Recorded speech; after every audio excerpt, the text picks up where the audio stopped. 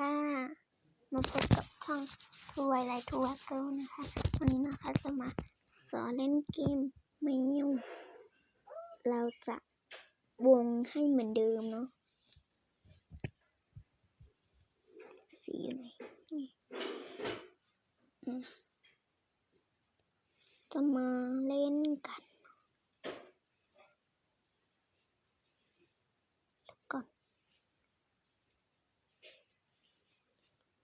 มากดเข้า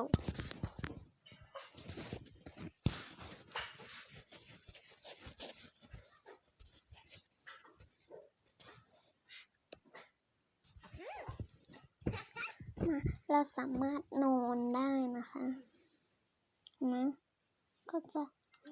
ปิดไฟนอนนะคะก็จะปิดไฟนอนได้ก็เปิดเราสามารถเลือกรูปได้นะ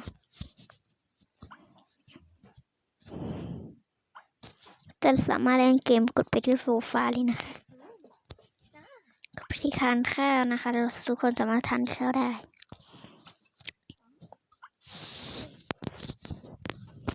สมมติว่าเราโดนตุ๊กตาบาดเจ็บใช่ไหมคะมันจะมีแล้วก็จะ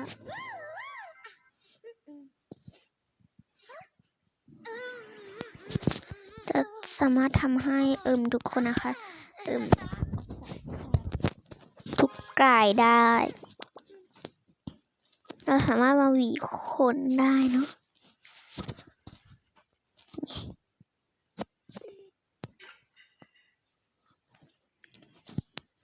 เนี่ยหวีได้แล้วนะ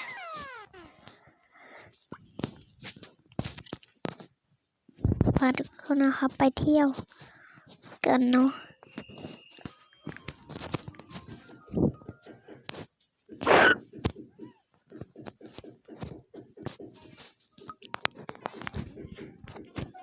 สมมติว่าเราจะไปที่ไหนก็ได้ให้ทุกคนกดที่เครื่องบินเลย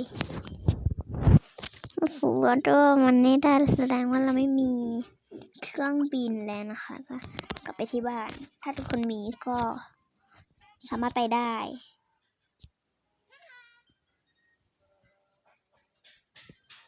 โหทำไมเสียงเป็นแบบนี้เนี่ย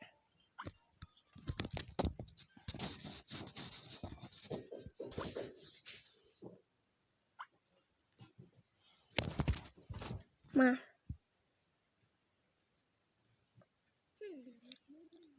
แล้ววันนี้นะคะขอบคุณทุกคนที่มาติดตามกันเนาะสำหรับวันนี้บ๊ายบายค่ะจุ๊บ